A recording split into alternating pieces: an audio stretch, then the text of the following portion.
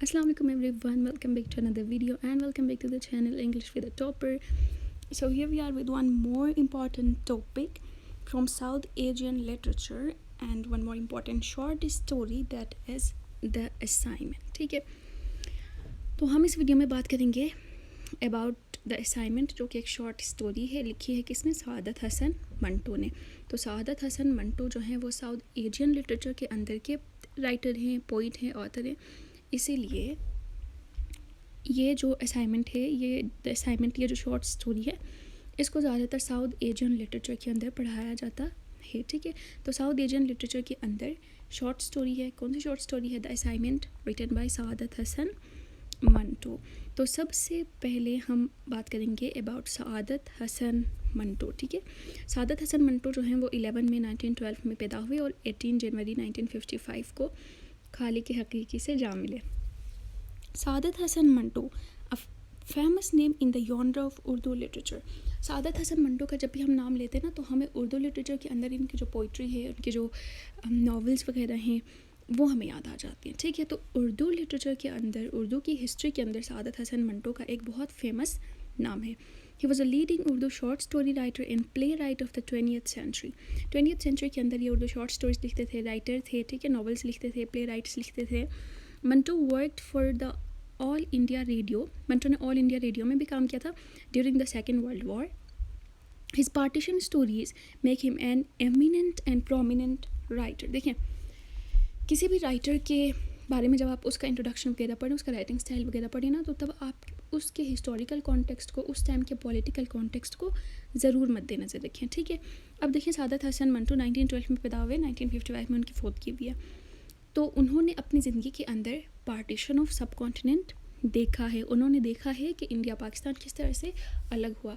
तो उस टाइम के उस पार्टीशन के जो वाक़यात थे, जो हालात थे, जो ब्लड शेड हुआ था, जो डिस्टर्बेंसेज आई थी, उन सब के बारे में उनको पता था, क्योंकि उनकी अपनी ज़िंदगी में ही ये सारा हुआ था। ठीक है, तो इसीलिए इन्होंने अपनी राइटिंग्स के अंदर एक थीम रखा है, पार्टीशन। इनकी करीबन राइटिंग्स के अंदर, तकरीबन सभी राइटिंग्स के अंदर हमें पार्टीशन का थीम मिलता है, और यही थीम जो है वो इस राइटर को एक एमिनेंट और प्रोमिनेंट राइटर बनाते हैं। He was famous for writing the reality. अब देखिए, सआदत हसन मंटो जो थे ना, वो बिल्कुल आईने की तरह लिखते थे।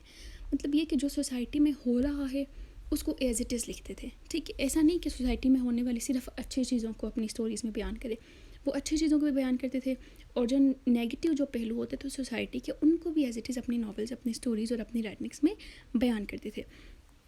And he had a rebellious nature. कुछ लोग होते हैं ना जिनका रिबेलियस नेचर होता है, जो पुराने जो पाथवेज हैं उन्हीं को फॉलो नहीं करते, एक नया पाथवे बनाते हैं, नया जॉनर बनाते हैं। ठीक है, तो इनका नेचर भी क्या था? रिबेलियस था। जब भी आप लिटरेचर के अंदर रिबेलियस वर्ड देखें या रिबेल वर्ड देखें ना, तो इसको नेगेटिव सेंस में नहीं लेना है। ठीक है, क्योंकि लिटरेचर के अंदर रिबेल करना जो है वो एक पॉजिटिव और स्ट्रॉन्ग एबिलिटी होती है इंसान की। ट्रू रिफ्लेक्शन ऑफ सोसाइटी, ये अपनी सोसाइटी के अंदर सोसाइटी की ट्रू रिफ्लेक्शन लिखते थे। इसीलिए ना इनको बहुत सारे लोग इन पे क्रिटिसाइज़ करते थे। ठीक है, इनको क्रिटिसिज्म का सामना करना पड़ा, इनको कैद वगैरह भी हुई अपनी राइटिंग्स की वजह से। ठीक है, निशाना इम्तियाज़ अवार्ड, इनको 2012 में निशाना इम्तियाज़ अवार्ड मिला था, जिसको इंग्लिश में ऑर्डर ऑफ एक्सीलेंस कहा जाता है। ठीक है, अच्छा, सआदत हसन मंटो का राइटिंग स्टाइल कैसा था? Saadat Hasan Manto, a famous name in the genre of literature, he was a leading Urdu short story writer and playwright of 20th century. Manto worked for the All India Radio during Second World War. His partition stories make him eminent, famous for writing reality, rebellious nature, true reflection of society. ये वही बात है जो मैंने इस slide में add की है। ठीक है, सादत हसन मंटो और उसके राइटिंग स्टाइल में मैंने सेम चीज़ ऐड की है, तो वही चीज़ है। लेकिन आप इसके ना राइटिंग स्टाइल के अंदर ये लिखें कि ये हमेशा सोसाइटी की ट्रू रिफ्लेक्शन लिखते थे, रिबेलियस नेचर का लिखते थे। इनके स्टोरीज़ के अंदर भी रिबेलियस एस्पेक्ट हमें मिलते हैं।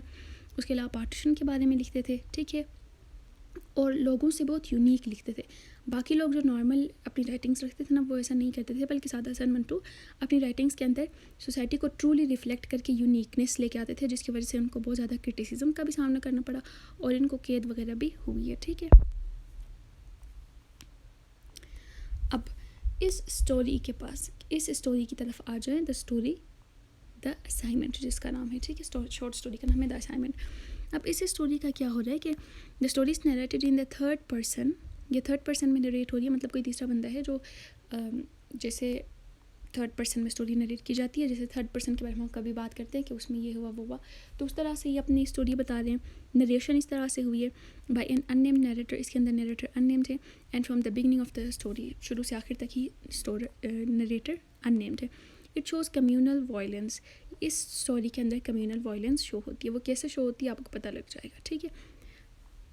Manto is using the setting to explore the theme of conflict.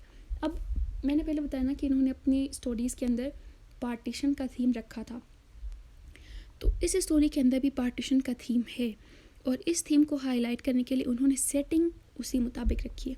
Setting मतलब जिस जगह पे ये स्टोरी चल रही है, तो वो जगह है India at the times of partition, India या सब कॉन्टिनेंट। तो इस सेटिंग को रखते हुए जो है ना इन्होंने इस थीम को और कॉन्फ्लिक्ट को जाहिर करने की कोशिश की है। थीम ऑफ पार्टीशन और कॉन्फ्लिक्ट भी पार्टीशन की वजह से ही आ रहा है। Story is set at the time of partition of सब कॉन्टिनेंट, ठीक है। सब कॉन्टिनेंट की पार्टीशन की टाइम स्टोरी की सेटिंग है। अब बात करते हैं about the characters.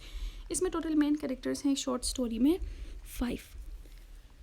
In characters की इंट्रोडक्शन के साथ साथ मैं आपको स्टोरी भी नरेट करती हूँ, आपको कहानी भी सुनाऊंगी, तो आप लोग सुन लीजिएगा। सबसे पहले मियाँ साहिब जो हैं वो एक फ़ादर हैं और एक लॉयर है स्टोरी के अंदर, ठीक है। 2 बच्चों के बाप हैं और साथ में एक लॉयर भी हैं, लेकिन जब स्टोरी नरेट हो रही है तब ये क्या है, काइंड ऑफ एजड हैं और बीमार हैं। सुगरा जो है वो इनकी 17 ईयर्स ओल्ड की बेटी है, और बशारत जो है वो मियाँ साहिब का बेटा है, यानी कि सुगरा का ब्रदर है, सुगरा का भाई है, ठीक है। ये तीनों जो हैं वो इनसे बनती है फैमिली, इनकी फैमिली है। इनकी मदर मतलब नहीं है, ठीक है, स्टोरी में प्लॉट में। तो ऐसा है कि जब ये लोग उस कंटेम्प्रेरी नहीं बल्कि उस सब कॉन्टिनेंट में at the times of partition जो है ना स्टोरी सेट हुई हुई है, तो तब ये लोग वहाँ पे रह रहे हैं। लेकिन होता ये है कि जो पॉलिटिकल सिचुएशन है वो ख़राब होती जा रही है, ठीक है। सोसाइटी के अंदर झगड़े होते जा रहे हैं, रोज़ जो है ना वायलेंस की आवाज़ें आ रही है, कहीं से फायरिंग की आवाज़ आ रही है, कहीं से कुछ जल रहा है। तो इस तरह की उनके सोसाइटी के अंदर उनके इर्द गिर्द सिचुएशंस हो रही थी। तो इनके बच्चे जो हैं वो इस बात पे इंसिस्ट करते हैं कि वो ये जगह छोड़ के ऐसी जगह चले जाए जहाँ पे वो मुस्लिम कम्युनिटी है, क्योंकि ये जो फैमिली है ये मुस्लिम है और ये हिंदू मेजॉरिटी वाले या फिर बाकी जो रिलीजन्स है उनकी मेजॉरिटी वाले एरिया में रह रहे हैं, ठीक है। तो फिर ये लोग कहते हैं कि मुस्लिम मेजॉरिटी एरिया में चले जाएं। लेकिन मियाँ साहिब जो है उसकी ज़िंदगी में ऐसा होता, उसने देखा है कि उसने अपनी ज़िंदगी में ये देखा है कि ऐसे छोटे मोटे झगड़े होते हैं, फिर टाइम बाद वो सेटल हो जाते हैं। तो वो कहता है कि छोटो कोई बात नहीं है, ऐसे छोटी मोटी बातें होती रहती है, बड़े बड़े शहरों में छोटे छोटे धमाके होते हैं, जिसने नहीं कहा था उसी तरह। मतलब ये कहते हैं कि ये कम्युनल वायलेंस इसने पहले भी देखी है, तो ये थोड़ी देर बाद सेटल हो जाएगी। उन्होंने इस तरह से उसको लाइट ले लिया। लेकिन हालात जो हैं वो दिन ब दिन ख़राब होते चले गए, ठीक है। वायलेंस बढ़ती चली गई, कम्युनिटीज़ के दरमियान लड़ाई झगड़े होते चले गए, बढ़ते चले गए, उनके अंदर शिद्दत आती गई। तो फिर ये हुआ कि और शिद्दत आने के साथ साथ क्या हुआ कि ये जो मियाँ साहिब है ये अलील भी पड़ गए, यानी कि बीमार भी हो गए, ठीक है। उसी बाहर के जो वायलेंट सिचुएशन है, बाहर के जो सख्त सिचुएशन है, उसी टाइम पे फिर ये जो फादर हैं मियाँ साहिब, इनकी भी बीमारी हो जाती है, ठीक है। ये भी बीमार हो जाते हैं और अकबर जो है वो उनके हेल्पर हैं, इनके घर पे हेल्प करने वाले हैं, ठीक है। तो फिर अकबर को ख़ुद भी बीमारी है, ठीक है। तो एक दफ़ा ये होता है कि मियाँ साहिब जो हैं वो बहुत अलील हैं, ठीक है। तो इनके लिए दवाई लाने के लिए भी इवन कोई नहीं था, और ये जो सुगरा और बशारत थे ये बाहर जाने को डर रहे थे, क्योंकि बाहर इतनी वायलेंस क्रिएट की हुई थी, ठीक है, सोसाइटी में। तो अकबर जो हैं ये भी एक तरफ बीमार पड़े हुए हैं, ठीक है। ये अपने लिए घर पे जो है ना एक कोने में बैठे हुए हैं, कोई मियाँ साहिब के लिए कोई दवाई वगैरह नहीं ला रहे हैं, ठीक है। उनके लिए थोड़ा सा ले जाके चेकअप वगैरह नहीं करा रहे हैं। तो सुगरा जो है वो एक दफ़ा बहुत टेंशन में, गुस्से में, फ्रस्ट्रेशन में आके अकबर को थोड़ा सा सुनाती है कि किस तरह के हेल्पर हो बाबा के लिए, मतलब इनके जो मियाँ साहिब फादर हैं उनके लिए भी दवाई नहीं लेके आते हो। तो इस तरह से इन्होंने इसके साथ जो है थोड़ी सी हार्श कन्वर्सेशन की थी, ठीक है। तो फिर क्या होता है कि अकबर जो है वो घर छोड़ के चला जाता है। फिर ये लोग ये सोच रहे थे कि अकबर दवाई लेने गया है, ठीक है, लेकिन वो दवाई लेने के लिए गया था या फिर सच्ची में भागने के लिए गया था, ये मतलब क्लियर नहीं है। लेकिन फिर वो क्या करता है, वहाँ से उनको छोड़ के चला जाता है। फिर संतोख जो हैं वो इनके फैमिली फ्रेंड के बेटे हैं। मियाँ साहिब का एक फ्रेंड था, ठीक है, जिसको उन्होंने, क्योंकि ये लॉयर है ना, तो उनको उनके केस से इन्होंने नजात दिलाया हुआ था, तो वो उनके फ्रेंड्स थे। तो उनके बेटे हैं संतोख, मियाँ साहिब के फ्रेंड के बेटे हैं जिनका नाम है संतोख। और मियाँ साहिब के जो फ्रेंड थे यानी कि संतोख के जो बाबा थे वो क्या करते थे कि हर ईद पे जो है ना इनके लिए सवैयाँ लेके आते थे। लेकिन ये सिख हैं, ठीक है, ये मुसलमान नहीं है बल्कि सिख हैं। तो वो जो है ना हर ईद पे इनके लिए सवैयाँ लेके आते थे। तो फिर एक दफ़ा ये होता है कि उसी टाइम पे ना रमज़ान भी गुजर जाती है और फिर ईद का टाइम आ जाता है। तो ईद वाले दिन ये होता है कि ये जो संतोख है ये आ जाता है, ठीक है, दरवाज़ा नॉक हो जाता है।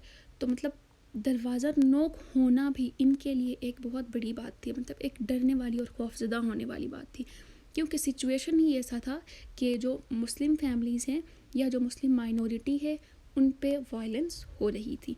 तो ये लोग डर के मारे जो है ना जाके दरवाज़ा खोलने के लिए जाते हैं, लेकिन वहाँ पे सुगरा देखती है कि यहाँ पे संतोख आए हुए हैं, ठीक है। तो फिर ये बताते हैं कि ये जो है ना मियाँ साहिब के फ्रेंड के बेटे हैं और ये सवैयाँ लेके आए हैं। तो फिर ये होता है कि सुगरा जो है उनको पहले थोड़ा सा डाउट हो जाता है, ठीक है, कि हमें इस तरह किसी स्ट्रेंजर को अपने घर के अंदर आने नहीं देना चाहिए। लेकिन मियाँ साहिब जो हैं वो इन पे इतना ट्रस्ट करते हैं, बल्कि ब्लाइंड ट्रस्ट करते हैं कि वो सुगरा से कहते हैं कि इनको आने दो, ये मेरे फ्रेंड के बेटे हैं, वो भी हर ईद पे सवैयाँ लेके आते थे तो ये भी लेके आए हैं। और फिर ये संतोख जो है वो ये कहता है कि मेरे बाबा ने मरने से पहले मुझसे ये वादा लिया था कि उनके मरने के बाद मैं जो है ना इस काम को कंटिन्यू करूँगा कि हर ईद पे मैं आप लोगों के लिए सवैयाँ लेके आऊँगा। तो मेरे बाबा ने मेरे से ये प्रॉमिस किया है, उन्होंने मुझे ये काम दिया है, उन्होंने मुझे ये असाइनमेंट दिया है, इसलिए मैं इस ईद पे आप लोगों के लिए सवैयाँ लेके आया हूँ, ठीक है। तो फिर सुगरा जो है उनको बेशक शक तो था, उनको लगा था कि ऐसे स्ट्रेंजर को घर में दाखिल नहीं करना चाहिए, लेकिन जब उसके बाबा ने उनको कन्विंस किया तो ये घर के अंदर उनको आने देती है, ठीक है। तो ये अपना बैग लेके आ जाते हैं। फिर क्या होता है कि इनके साथ कुछ और भी लोग आ जाते हैं, और वो लोग कौन से लोग हैं, वही लोग हैं जो कि वायलेंस फैलाते हैं, ठीक है। वो इनके घर के अंदर घुस जाते हैं, मतलब ये कि यहाँ पे भी अब वायलेंस होने वाली है। अब आखिर में आके क्या होता है कि ये बाहर से जो लोग आए हुए थे वो जो है ना इस संतोख से पूछते हैं कि क्या हम अपना काम करें, मतलब उनका काम वायलेंस ही है, ठीक है, क्या हम अपना काम करें। तो संतोख कहता है कि आप लोग की मर्ज़ी, या फिर जैसे आप लोगों को मुनासिब लगे। तो यहाँ पे आके जो है ना ये कह के ये संतोख चला जाता है। तो यहाँ पे आके जो है ना स्टोरी क्या हो जाती है, एंड हो जाती है, ठीक है। तो अब सादत हसन मंटो जो है उन्होंने इस स्टोरी की एंडिंग जो है वो एक ओपन एंडेड स्टोरी जिसको कहते हैं वो रखी है, ठीक है। यानी कि यहाँ पे हमें क्लियरली ये नहीं पता कि उन जो बाहर से लोग आए हुए थे उन लोगों ने इनको मारा या फिर इनको कैद किया या इनके साथ क्या किया, हमें ये चीज़ क्लियर नहीं है। इसलिए ये स्टोरी जो है वो एक ओपन एंडेड स्टोरी है, ठीक है। थीम्स हैं conflict, fear, betrayal, loyalty, trust, hatred and communal violence. सबसे पहले बात करते हैं, नहीं सबसे पहले फिर कॉन्फ्लिक्ट की बात करते हैं, ठीक है, कि इस स्टोरी के अंदर कॉन्फ्लिक्ट किस तरह से, कॉन्फ्लिक्ट इंटरनल भी है एक्सटर्नल भी है। स्टोरी के अंदर इंटरनल कॉन्फ्लिक्ट जो होती है ना वो कैरेक्टर के अपने फीलिंग्स के साथ, अपने थॉट्स के साथ, अपने ब्रेन के साथ, अपने माइंड के साथ कॉन्फ्लिक्ट होता है, तो उसको कहते हैं इंटरनल कॉन्फ्लिक्ट। लेकिन उसका अगर किसी बाहर के इंसान के साथ, किसी नेचुरल फोर्स या फैक्टर के साथ कॉन्फ्लिक्ट होता है तो उसको कहते हैं हम एक्सटर्नल कॉन्फ्लिक्ट। तो इस स्टोरी के अंदर external conflict is between the religions and communities, ठीक है, जो डिफरेंट रिलीजन्स और कम्युनिटीज़ है, हिंदू, मुस्लिम, सिख, इनके दरमियान कॉन्फ्लिक्ट है, ठीक है। The country is being divided along the lines of religious persuasions, and as such, Mia and his family are at risk due to the fact that they are Muslims. तो इस पूरी novel के अंदर, society के अंदर ये हो रहा है कि उनकी जो कंट्री है या फिर वो जो सोसाइटी है वो क्या हो रही है, डिवाइड हो रही है on the basis of religion. मुसलमान, हिंदू, सिख, इनके दरमियान वायलेंस हो रही है, ठीक है, ये एक दूसरे से डिवाइड हो रहे हैं, जिसकी वजह से मियाँ साहिब जो हैं वो और उसकी फैमिली भी रिस्क पे हैं, क्योंकि वो मुस्लिम है, मुस्लिम माइनॉरिटी है और उन पे वायलेंस हो रही थी, ठीक है। इंटरनल कॉन्फ्लिक्ट जो है वो सुगरा फेस करती है। वो कैसे फेस करती है, मैंने भी बताया ना कि जब वो जो है ना, जब संतोख आ जाता है तो इसको शुरू में होता है कि उसको अंदर आने नहीं देना चाहिए, लेकिन इसके बाबा कहते हैं इसको अंदर आने देना चाहिए। तो इसका खुद के साथ एक ना कॉन्फ्लिक्ट हो रहा होता है कि अंदर से तो उसको ये लग रहा होता है कि ये स्ट्रेंजर है, यहाँ कोई ख़तरा है, तो इसको अंदर नहीं आने देना चाहिए, लेकिन उसके बाबा कन्विंस करे थे कि ये सही है। तो यहाँ पे इसको इंटरनल कॉन्फ्लिक्ट फेस हुआ। और दूसरा इंटरनल कॉन्फ्लिक्ट जो है ना इनको ये फेस हुआ कि इनको पता था कि ये जो बाहर वायलेंस हो रही है, पार्टीशन वगैरह हो रही है, ये क्या है, एक सीरियस इशू है। लेकिन इस टाइम भी उनके बाबा ने एक पॉजिटिव बिहेवियर शो किया और उन्होंने जो है ना इसको काम डाउन किया कि ऐसी कोई बात नहीं है, ऐसी छोटी मोटी लड़ाइयाँ जो हैं वो बाद में सेटल हो जाती हैं। तो दो तरह की इंटरनल कॉन्फ्लिक्ट सुगरा ने फेस किया और एक्सटर्नल कॉन्फ्लिक्ट जो है वो डिफरेंट रिलीजन्स और कम्युनिटीज़ के दरमियान है। फियर। अब फियर का जो थीम है वो इस स्टोरी के अंदर किस तरह शो हो रहा है। The setting itself creates a sense of fear in characters. अब सेटिंग देखें, सब कॉन्टिनेंट है, डिफरेंट रिलीजन्स है, रिलीजन्स के आपस में कॉन्फ्लिक्ट है, पार्टीशन का टाइम है, ब्लड शेड है, वॉर्स हो रहे हैं, वायलेंस हो रही है, एक दूसरे को मारा जा रहा है, ठीक है, एक दूसरे पे जुल्म किया जा रहा है। तो ये जो सेटिंग है ये खुद ही एक सेंस ऑफ फियर पैदा करती है इन द कैरेक्टर्स। फिर पार्टीशन ऑफ सब कॉन्टिनेंट है, ठीक है, जहाँ पे वॉर्स हो रहे हैं, वायलेंस, ब्लड शेड, इसकी वजह से भी एक फियर पैदा हो रहा है in the atmosphere of India या फिर सब continent. Fear of illness of father, अब उनके जो बच्चे हैं उनको ये फियर है कि उनके बाबा बीमार हैं, ठीक है, बीमार हैं, तो उनको फियर ऑफ इलनेस भी है अपने बाबा के लिए। फियर ऑफ पॉलिटिकल डिस्टर्बेंस भी है, बाहर जो पॉलिटिकल सिचुएशंस के अंदर जो डिस्टर्बेंस पैदा हुई है उसका भी फियर है। फियर ऑफ वायलेंस, उनकी सोसाइटी में जो वायलेंस हो रही है उसका फियर है। Fear of every door knock, इतना मतलब फियर उन पे इतना गालिब आया हुआ है उन कैरेक्टर्स पे कि इवन डोर नॉक हो जाए ना, दरवाज़ा भी अगर कोई खटखटाए तब भी उनके अंदर का फियर जाग उठता है, इतना फियर इस स्टोरी के अंदर है।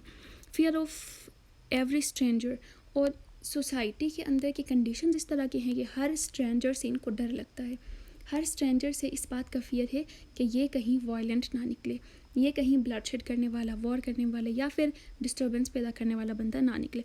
तो इन सब चीज़ों का फियर है इस स्टोरी के अंदर के कैरेक्टर्स को। बेट्रेयल किसे कहते हैं? धोखा देने को, ठीक है। तो Mian Sahib family was betrayed by his friend son Santokh. Mian Sahib की जो फैमिली थी ना उसको धोखा मिला था। किससे मिला था? संतोख से मिला था। मियाँ Sahib had a blind trust on Santokh because his father was a loyal man, but Santokh turned out to be a character who betrayed मियाँ साहिब। क्योंकि संतोख के बाबा जो हैं वो एक लॉयल आदमी थे, ठीक है, वो एक अच्छे आदमी थे, तो इसलिए मियाँ साहिब ने भी इन पे ब्लाइंड ट्रस्ट किया। लेकिन संतोख ने क्या किया? इनके ट्रस्ट के बदले में इनको बेट्रे किया, धोखा दे दिया। At first the reader suspects that he is an honourable young man. जब आप स्टोरी रीड कर रहे हैं ना, जब मैं रीड करी थी तो मुझे भी शुरू में यही लगा कि ये जो संतोख का कैरेक्टर है ये अच्छा है, क्योंकि अपने बाबा की जो ट्रेडिशन है, यानी कि उसके बाबा जो काम करते थे उसी को कंटिन्यू कर रहा है और इतने दूर से जो है ना सवैयाँ लेके आया है, स्पेशली मियाँ साहिब की फैमिली के लिए। लेकिन following the wishes of his father and bringing some सवैया टू मियाँ as his father had done before he died. However, as the story closes, it becomes clear to the reader that Santokh is not really showing the same loyalty to Mia as his father did. शुरू में हमें लगता है कि ये loyal हैं, लेकिन जब स्टोरी आगे बढ़ती चली जाती है तो हमें पता लगता है कि संतोख जो हैं वो अपने बाबा की तरह लॉयल, वफादार नहीं है। If anything, he has helped writers to accurately pinpoint Mia's house in order that they may destroy Mia's home and in all likelihood kill him too. इसने क्या किया है कि वो जो राइटर्स है, ठीक है, वो जो बाहर से वायलेंट लोग आए थे, वायलेंस फैलाने वाले जो लोग हैं, उनको जो है ना पिन पॉइंट करके मियाँ साहिब के घर का एड्रेस बता दिया है, मियाँ साहिब के घर का लोकेशन बता दिया और उनके घर तक गाइड करके लेके आया है। तो ये जो है ना बेट्रेयल, एक एक्ट ऑफ बेट्रेयल है कि अपने इस एक्ट के ज़रिए वो मियाँ साहिब और उसकी फैमिली को धोखा दे रहे हैं। हो सकता है कि वो जो राइटर्स आए थे वो जो है ना मियाँ साहिब के घर को तबाह कर दें या उसको ही किल करें, ये श्योर नहीं है, हम इस बात की श्योरिटी हमारे पास नहीं है। लेकिन ये बात पता है कि संतोख ने क्या किया है, मियाँ साहिब की फैमिली को बेट्रे किया है अपने फादर के ऑपोजिट। फिर आता है लॉयल्टी। लॉयल्टी जो है वो अकबर का जो कैरेक्टर है ना, उनका जो घर पे काम करने वाला जो था अकबर, उसके ज़रिए शो हुई है। वो कैसे शो हुई है? The theme of loyalty is highlighted through the character of Akbar. He would remain loyal to them by standing with them in hard times, but he did not do so. Akbar जो था, क्योंकि उनके घर पे काम करने वाला था, तो होना ये चाहिए ना कि वो उनके साथ लॉयल रहे और उनके मुश्किल टाइम में उनको छोड़ के ना चला जाए। मियाँ साहिब बीमार हैं तो उनके लिए हेल्प करा दे। उसको पता है कि दो बच्चे हैं, एक बाप है, ठीक है, वो हेल्पलेस हैं, उनको हेल्प की ज़रूरत है। तो अकबर को ये करना चाहिए था कि उनके साथ लॉयल रहे, उनकी हेल्प करे, ठीक है, लेकिन उसने हेल्प नहीं की और उनको छोड़ के चला गया। तो यहाँ से हमें पता लगता है कि लॉयल्टी का होना इंसान में कितना ज़रूरी है। Akbar decides upon abandoning the household as there is a sense that should Mia not be aware of what will happen. Akbar is only too aware of how dire the circumstances are. It is also possible that by introducing Akbar into the story, Manto is expressing the theme of loyalty, or rather the lack of it being shown by Akbar. तो अकबर के character को use करते हुए ये जो writer हैं सादत हसन मंटो, इन्होंने हमें ये बताया है कि लॉयल्टी क्या होती है और लॉयल्टी की एब्सेंस किसी कैरेक्टर के अंदर किस तरह होती है, ठीक है। दो सम क्रिटिक्स में सजेस्ट दैट अकबर वो सिंपली इनफेयर। कुछ क्रिटिक्स जो है ना, एक यहाँ पे एक अलग सा पॉइंट ऑफ व्यू भी आता है कुछ क्रिटिक्स का, कि वो कहते हैं कि वो खुद फियर में था, वो खुद बीमार था, तो फिर उसका छोड़ के चला जाना एक मतलब कहते हैं कि कोई बात नहीं है वाला सीन है, कुछ क्रिटिक्स ये कहते हैं। लेकिन फिर दूसरा पॉइंट ऑफ व्यू ये है कि जो भी हो उसको जो है ना उस हाउस होल्ड के साथ, उस मियाँ साहिब की फैमिली के साथ रहना चाहिए था। Though some critics may suggest that Akbar was simply in fear for his life due to the ongoing violence that was occurring in the city. कुछ critics कहते हैं कि उसको खुद फियर था या वो खुद बीमार था, तो फिर इसलिए वो लॉयल नहीं रह सका, यानी कि उसको जस्टिफाई करने की कोशिश करते हैं। नेक्स्ट थीम है ट्रस्ट या इनोसेंस। ट्रस्ट और इनोसेंस ना इंटरलिंक्ड थीम्स हैं, पता है। जो बंदा ट्रस्ट करता है ना ज़्यादा, हो सकता है वो इनोसेंट हो, क्योंकि ये ज़्यादा इंटरलिंक्ड हैं। वो कैसे देखें कि सबसे पहले ट्रस्ट जो है ना वो संतोख पे किया था। किसने किया था? मियाँ साहिब और उसकी फैमिली ने किया था। मियाँ साहिब ट्रस्टेड संतोख, उन्होंने उसकी तरफ ट्रस्ट शो किया था, उन्होंने उस पर एतबार किया था। लेकिन Mian is judging Santokh on the character of his father, he is inevitably making a mistake. उसने क्या किया, अपने बाबा मतलब संतोख का जो बाबा था उसको देख के उसके बेटे को जज किया था कि बाप अच्छा है तो डेफिनेटली बेटा भी अच्छा होगा। लेकिन यहाँ पे जो है ना उसने एक मिस्टेक की है, ठीक है, एरर ऑफ जजमेंट की है, जजमेंट के अंदर एक गलती की है, और इस गलती की वजह से बहुत डिस्टर्बेंस पैदा हुई है। Note the only mistake that मियाँ मेक्स इन द स्टोरी। मियाँ साहब ने ना स्टोरी के अंदर बहुत गलतियाँ की है। एक गलती ये है कि वो उस जगह को छोड़ के नहीं चला गया। दूसरी गलती है कि उसने इस पर ट्रस्ट किया। बहुत सारी नहीं बल्कि 2 गलतियाँ की है, ठीक है। तो ये दोनों गलतियाँ हो गई। This trust led the story towards a tragic ending. इन गलतियों की वजह से जो स्टोरी है वो एक ट्रेजिक एंडिंग की तरफ चली जाती है। इनोसेंस ऑफ चिल्ड्रन, बच्चों की इनोसेंस देखिए। Manto, by introducing Sugra and Basharat into the story, is highlighting the innocence of some of the people who are affected by the partitioning of India. ये जो है ना बशारत और सुगरा का जो कैरेक्टर उसको ऐड करते हुए सादत हसन मंटो इस बात को हाईलाइट कर रहे हैं कि पार्टीशन के टाइम जो है ना कुछ पार्टीशन से जो लोग अफेक्ट हुए थे, जो बच्चे या जो लोग अफेक्ट हुए थे, उनके अंदर इनोसेंस किस तरह से आ रही है, ठीक है। They are after only children and have done no wrong. Sugra is too young to understand the animosity that exists between each religious group in the city. She is innocent and trusted Santokh. शुरू में इसको ना थोड़ा सा हुआ था कि थोड़ा सा शक वगैरह हुआ था, लेकिन अपने बाबा की बात की वजह से ये भी इनोसेंट हो जाती है, ठीक है। और ये दोनों बच्चे क्या करते हैं, उस पर इनोसेंट होकर ट्रस्ट करते हैं। इनके बाबा ने ट्रस्ट क्यों किया था? क्योंकि इसने जो है ना संतोख के बाप के कैरेक्टर को मद्देनज़र रखा था, और बच्चों ने उस पर क्यों ट्रस्ट किया? क्योंकि वो इनोसेंट थे। तो यहाँ पे ट्रस्ट और इनोसेंस का इस तरह से रिलेशन आ रहा है, ठीक है। हैट्रेड इन कम्युनल वायलेंस। हैट्रेड जो होती है, हैट्रेड का मतलब है नफरत, ठीक है। Because of the political, religious and societal conflicts, followers of certain religion show hatred towards others. अब उस सेटिंग के अंदर, उस सोसाइटी के अंदर पॉलिटिकल वायलेंस है, रिलीजियस वायलेंस है, सोसाइटी के अंदर कॉन्फ्लिक्ट्स हैं, जिनकी वजह से जो है ना एक रिलीजन के जो फॉलोअर्स हैं वो दूसरे रिलीजन की तरफ हैट्रेड शो करते हैं। मुसलमान हिंदुओं की तरफ हैट्रेड शो कर रहे हैं, हिंदू मुसलमानों की तरफ हैट्रेड शो कर रहे हैं, ठीक है। डिफरेंट रिलीजन्स एक दूसरे की तरफ हैट्रेड शो कर रहे हैं। This hatred resulted in not only violence but also blood shed. इस हैट्रेड की वजह से सिर्फ वायलेंस ही नहीं हुआ, बल्कि ब्लड शेड हुआ, पार्टीशन हुई, वॉर हुआ, डिस्ट्रक्शन, ये सारी चीज़ें हो गई हैं। Hatred is apparent from the incident when 4 men entered Mia Sahib's house by the end of story. Hatred का जो थीम है वो हमें तब प्रोमिनेंट और अपेरेंट होकर नज़र आता है जब आखिर में जो ना 4 लोग मियाँ साहब के घर में दाखिल होते हैं, उसके साथ संतोख के साथ, ठीक है। Hatred was so deeply rooted in the society that even a loyal father son betrayed मियाँ साहब। अब हैट्रेड जो है उसका इतना इम्पैक्ट है कि वो तरबियत से भी आगे बढ़ गई है। यानी कि एक अब उनके संतोख का बाप अच्छा है तो डेफिनेटली बाप अच्छा है तो बेटे की अच्छी तरबियत तो करेगा, लेकिन हैट्रेड इतना डोमिनेट कर गया है, इतना डीपली रूटेड है कि वो जो है ना एक अच्छे बाप के बेटे को भी वायलेंस की तरफ ले जाता है, एक अच्छे बाप के बेटे को भी बेट्रेयल की तरफ ले जाता है, ठीक है। कम्युनल वायलेंस मतलब कम्युनिटीज़ के दरमियान वायलेंस। कम्युनिटी से मुराद है Muslim community, Hindu community, Sikh community और बाकी सारी communities. Hatred and communal violence are in a feedback loop. Each intensifies other. Hatred और कम्युनल वायलेंस है ना, ये एक दूसरे के साथ रिलेटेड है, फीडबैक लूप है। फिर फीडबैक लूप से मतलब है हैट्रेड की वजह से कम्युनल वायलेंस बढ़ी है, कम्युनल वायलेंस की वजह से हैट्रेड बढ़ी है, तो दोनों ही एक दूसरे को इंटेंसिफाई कर रहे हैं। इसको हम कहते हैं फीडबैक लूप। अब देखें टेक्स्ट के अंदर से हमें कम्युनल वायलेंस कहाँ से मिल रही है।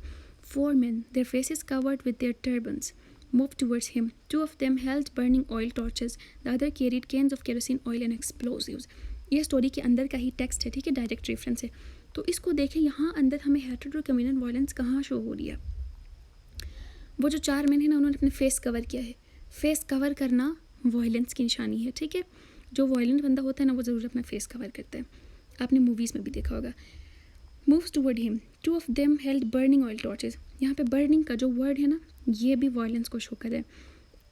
The others carried cans of kerosene oil. Kerosene oil जो है वो बर्निंग के लिए यूज़ होता है, तो ये भी वायलेंस को शो कर रहा है, ठीक है। एंड एक्सप्लोजिव्स, एक्सप्लोजिव्स यहाँ पे जो वर्ड यूज़ हुआ है, इससे भी हमें हेटेड और कम्युनल वायलेंस का थीम मिलता है। अब टाइटल के एनालिसिस देखें। टाइटल का क्या नाम है, the assignment. Title is taken from the ending lines of story. ये टाइटल जो है वो एंडिंग लाइन से ली गई है। देखें एंडिंग लाइन्स क्या है। एज संतोख सिंह, इसका पूरा नाम संतोख सिंह है, ठीक है। As Santokh Singh turned the corner, 4 men, their faces covered with their turbans, moved towards him. 2 of them held burning oil torches, the others carried cans of kerosene oil and explosives. One of them asked Santokh, Sardar ji, have you completed your assignment? देखें, अब इनमें से एक बंदे ने संतोख से पूछा ना कि Sardar ji have you completed your assignment, तो यहाँ से असाइनमेंट टाइटल जो है वो इस लाइन से लिया गया है। अब देखिए, द यंग मैन नॉडेड, वो जो संतोख ना उसने सर हिलाया।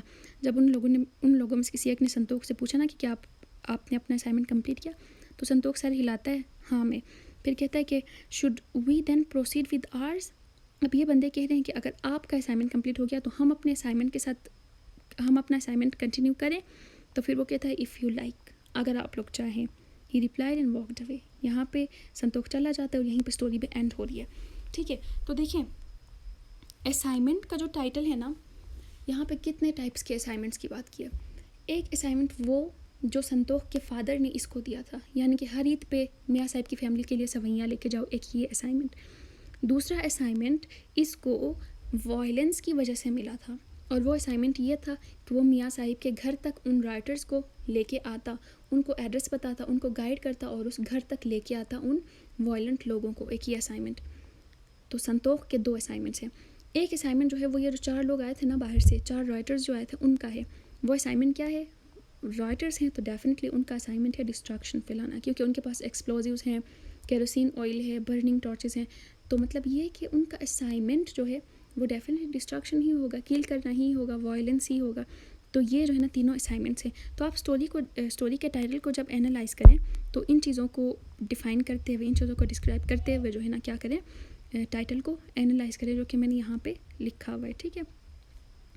Title is associated with the character of Santokh. He at a time completes 2 assignment. एक ही टाइम पे वो 2 असाइनमेंट्स कंप्लीट कर रहा है। हिज फादर्स, एक वो जो उसके फादर ने दिया था और एक वो जो उसकी कम्युनिटी से मिला था। फादर ने उसको सवैयाँ ले जाने का असाइनमेंट दिया था, कम्युनिटी ने उसको मियाँ साहिब के घर तक गाइड करने का असाइनमेंट दिया था। तो ये दोनों असाइनमेंट वो एट अ टाइम कंप्लीट करता है, ठीक है। That's all. लेकिन असाइनमेंट यहाँ पे वो जो 4 लोग आए थे ना, उनका भी एक असाइनमेंट है और उनका असाइनमेंट है वायलेंस, उनका असाइनमेंट है डिस्ट्रक्शन। तो ये तीनों तरह से जो है ना, तीनों तरह से ये जो टाइटल है वो स्टोरी के प्लॉट के साथ लिंक कर रहा है। तो आपने इन तीनों वेज को लिखना है अगर आप पेपर के लिए कर रहे हैं। That's all about this story. तो इस स्टोरी में थीम्स इंपॉर्टेंट हैं, ठीक है। टाइटल को एनालाइज करना इंपॉर्टेंट है, कैरेक्टर्स को आप अपने जहन में रख लें, और उसके साथ जो है ना सादत हसन मंटो का राइटिंग स्टाइल क्या है, इन चीज़ों को आप अपने जहन में रखते हुए पढ़ेंगे तो इंशाल्लाह everything will be fine. That's all. Allah हाफिज़। Don't forget to like, share and subscribe. Bye bye.